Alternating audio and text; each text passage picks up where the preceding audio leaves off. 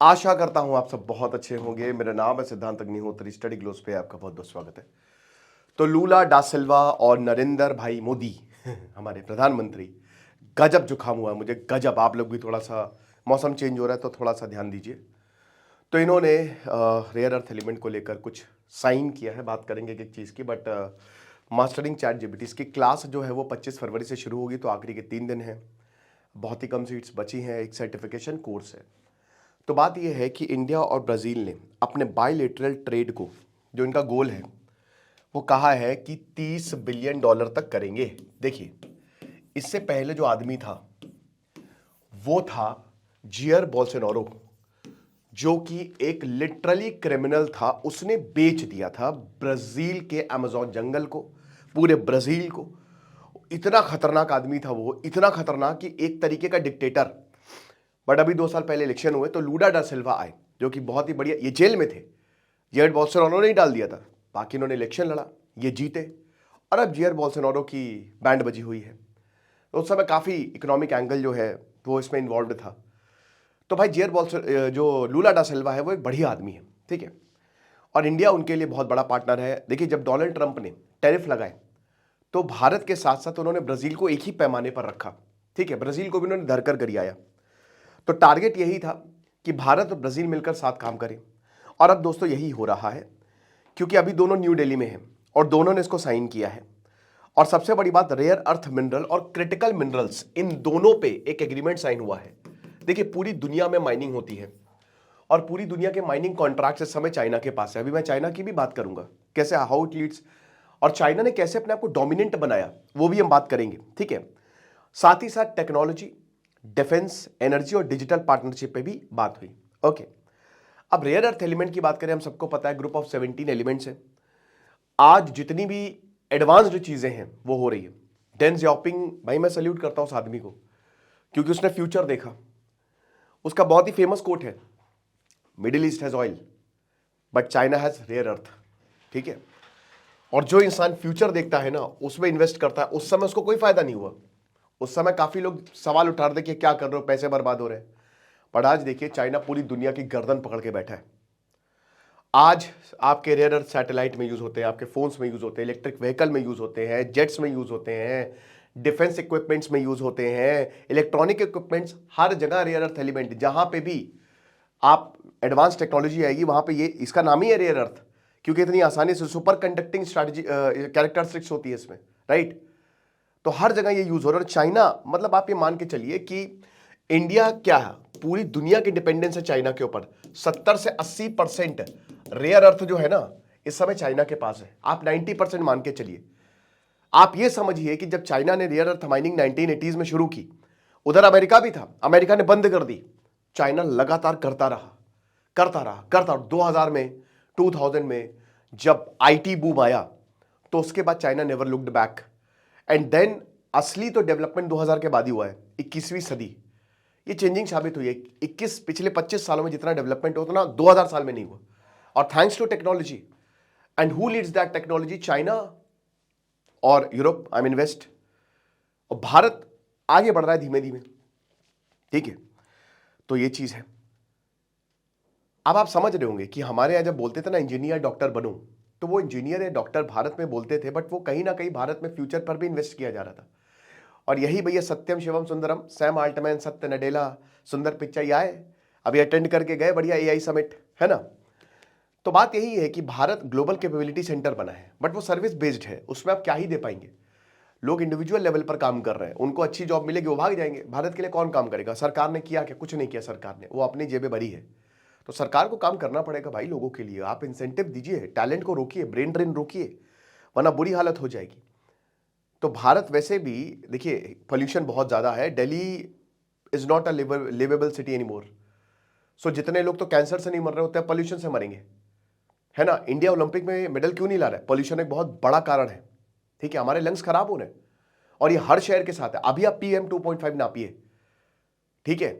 आज हम 100 को या 150 को नॉर्मल मान रहे हैं, ये बहुत डेंजरस है।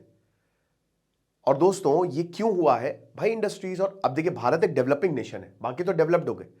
अमेरिका ने, यूरोप ने भर भर के कार्बन को यूज किया, और अब वो डेवलपिंग कंट्री, यही तो WTO में बहस चल रही है, डेवलपिंग कंट्री से बोल रहे हैं कि अब अपना कार्बन एमिशन बंद करो। बंद करना चाहिए भाई, आपके पास अब तो कोई चारा नहीं है, या तो आप अपनी कब्र खोद लो या तो बंद कर दो।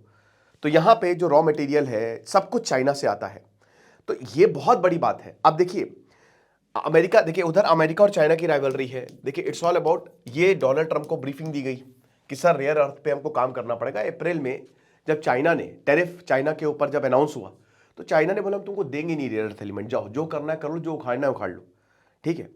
तो चाइना के पास सारी ग्लोबल माइंस है, कॉन्ट्रैक्ट्स होते हैं। साउथ अमेरिका और साउथ अमेरिका और अफ्रीका, ये खजाना है यहाँ पे, ठीक है। भारत में भी है, छोटा नागपुर प्लेटू हो गया, नॉर्थ ईस्टर्न हो गया, साउथ हो गया, वहां पे आपको मिल जाएगा। लेकिन दोस्तों रिफाइनिंग कैपेबिलिटी नहीं है हमारे पास, वो टाइम लगेगा आने में, काफी टाइम लग जाएगा इनफैक्ट, ठीक है। चाइना के पास है, उनकी कंपनीज एक्सपीरियंस हो गई हैं, और जहां पे भी रेयर अर्थ एलिमेंट मिलेगा चाइना पहुंच जाता है, क्योंकि भाई और कोई कर ही नहीं सकता, तो कंपटीशन ही नहीं है, एक तरीके की चाइना की मोनोपोली है। और अमेरिका के जो F-35 जेट्स है, मिसाइल्स है, जो इनका रेडार सिस्टम्स है, वो सब इसी रेयर अर्थ एलिमेंट से चल रहा है।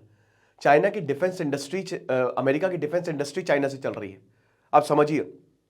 और वही अमेरिका चाइना को आंख दिखा रहा है। तो चाइना बोल रहा है भाई जाओ यहां से, कि अपने बाप को मत सिखा, चल भाग यहां से, ये चीज है। तो अब जाहिर सी बात है कि अब अमेरिका जो सप्लाई चेन है उसको हटाना चाह रहा है, डी रिस्क करना चाह रहा है। तो उसके लिए ऑस्ट्रेलिया है, कनाडा, जापान, इंडिया, इन सब के साथ पार्टनर कर रहा है, बट अभी उसमें टाइम लगेगा, इट विल टेक ईयर्स, ठीक है। अब भारत वही बता रहे कि भारत को भी चाइना पे अपना डिपेंडेंस घटाना है, कुछ भी करके। आप जो भी बोल लो, ऑपरेशन सिंदूर में चाइना ने मदद की, बट भाई आपकी लाइफलाइन उससे चल रही है इस समय। अभी भी हर एक चीज में चाइना की दखल अंदाजी है। अरे आप बाहर का छोड़ दो, सरकार का छोड़ दो, खुद आप चाइना लाइट जो है लेके आते हो और दिवाली में लगाते हो। जो लाइट यूज हो रही है, अगर इंडियंस भी है तो उसमें भी चाइना के इक्विपमेंट है।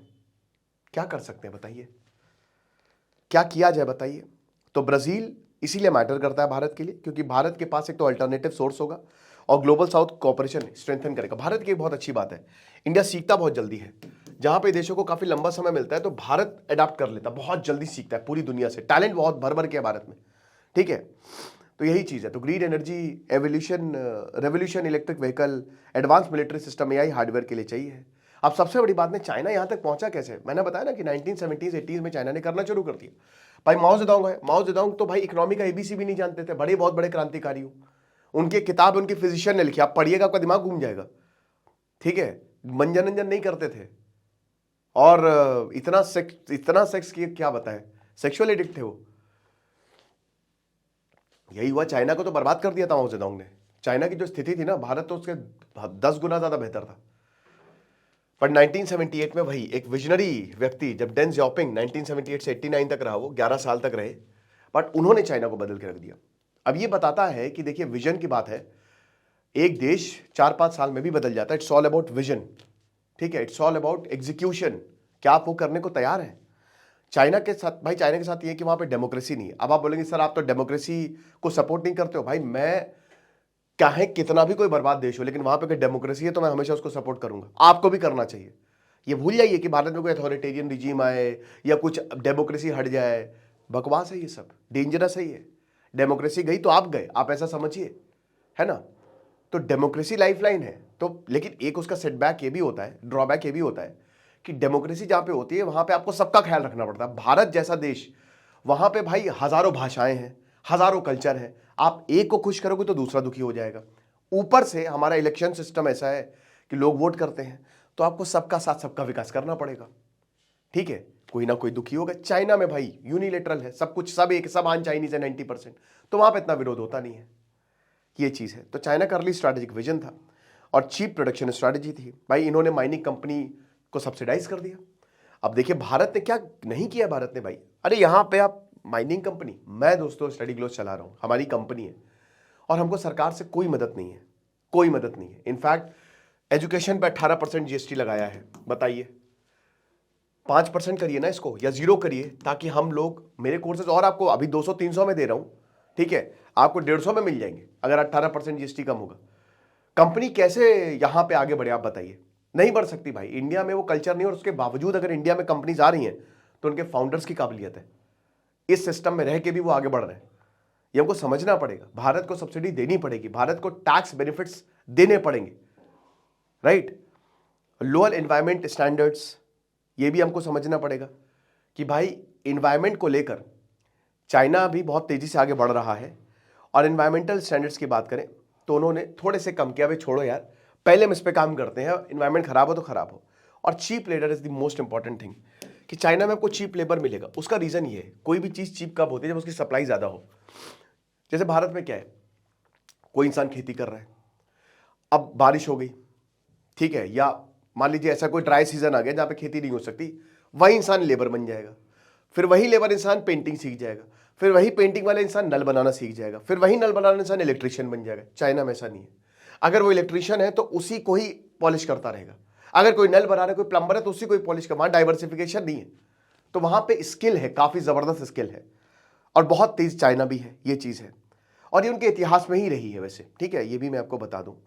So it controls the processing. Mining की बात नहीं है, माइंस ज्यादा चाइना में है ही नहीं, असली माइंस आपको साउथ अमेरिका में मिलेगी। जहां देखिए, it all depends on geography, ठीक है।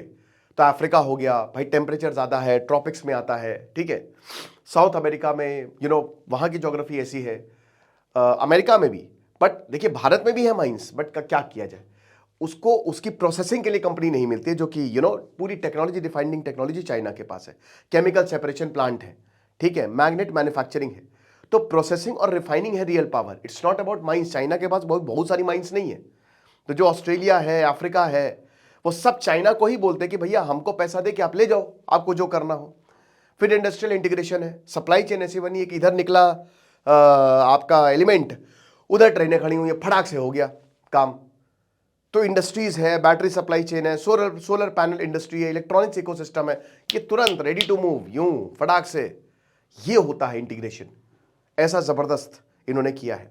2010 में जापान चाइना की जबरदस्त टेंशन हुई, चाइना के पास रेयर अर्थ थे, उन्होंने बंद कर दिए, जापान घुटनों पर आ गया, ठीक है। तो ये हमको समझना पड़ेगा कहीं ना कहीं, और भारत को इसमें इन्वेस्ट करना पड़ेगा। और मुझे लगता है कि ब्राजील में रेयर अर्थ को लेकर ये अच्छा स्टेप है। आपको क्या लगता है, मुझे कमेंट बॉक्स में बताइएगा। हमारा मास्टर चैट जीपीटी का कोर्स, आप इसको अवेल करिए। Thank you so much.